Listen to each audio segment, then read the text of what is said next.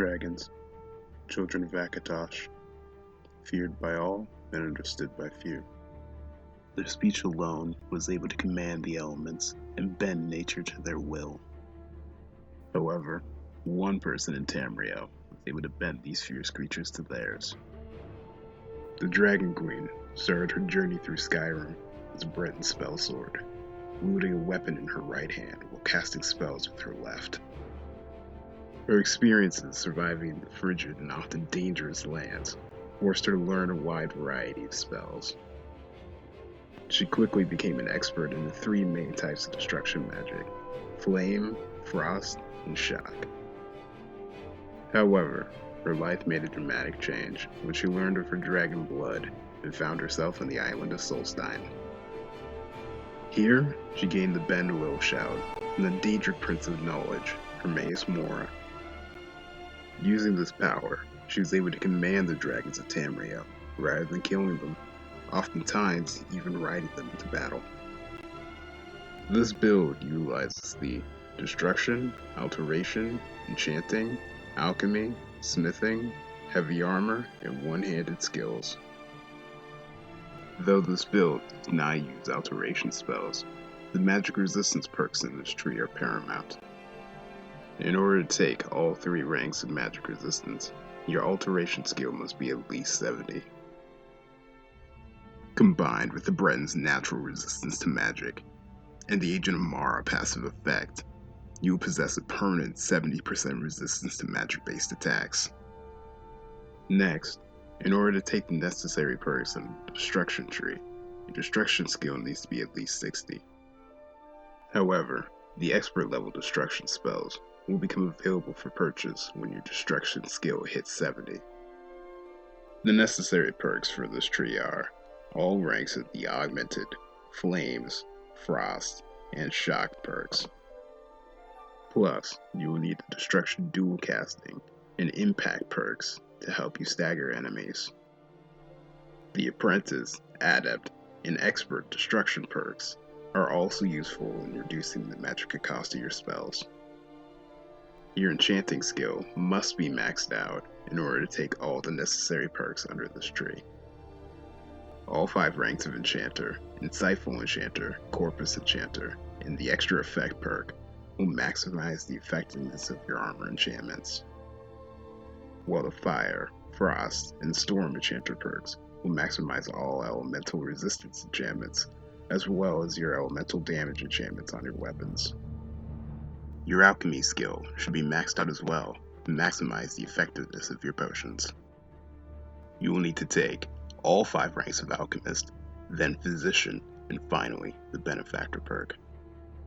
Doing so, in combination with gear that has been enchanted with the Fortify Alchemy effect, will allow you to craft the strongest possible Fortify Enchanting and Fortify Destruction potions. Your smithing skill, on the other hand, only needs to be 80 in order to take the Ebony Smithing perk.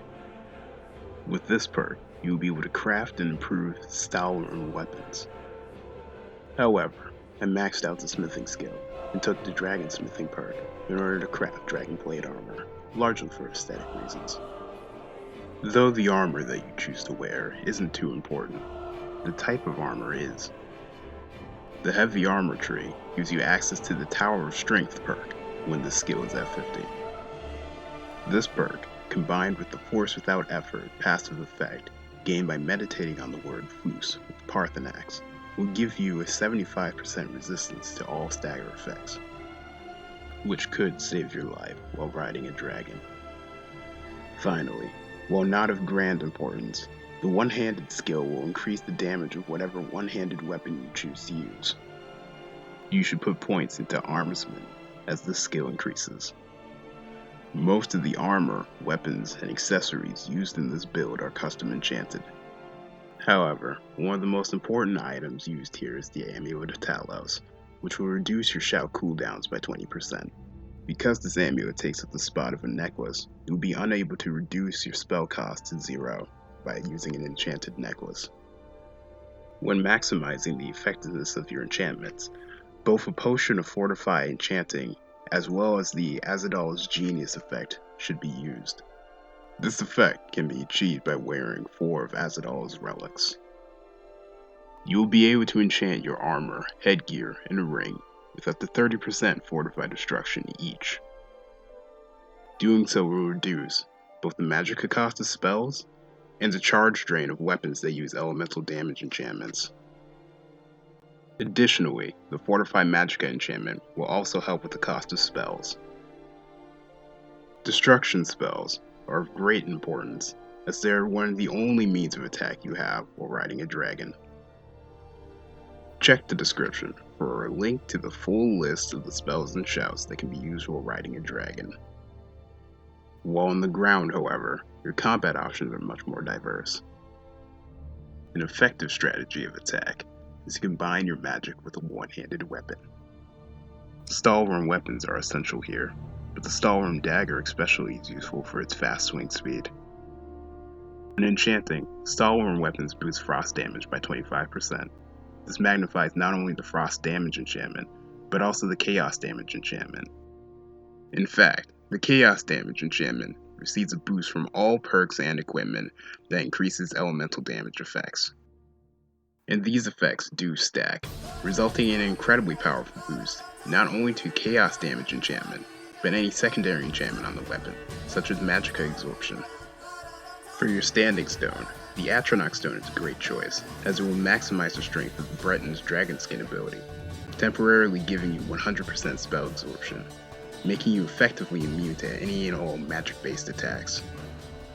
This build relies heavily on the Call Dragon and Bend Will shouts, which will allow you to use dragons to your advantage in combat, and in the case of the latter, even ride them. However, these shouts, particularly the Call Dragon shout, possess long cooldown times.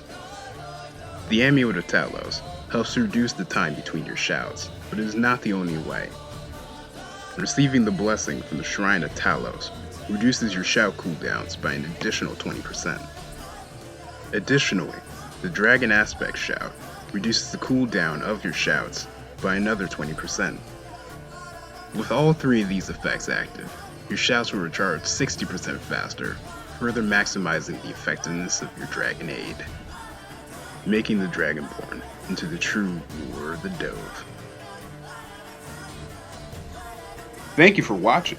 If you like this content and want more of it, please give this video a like and subscribe to the channel.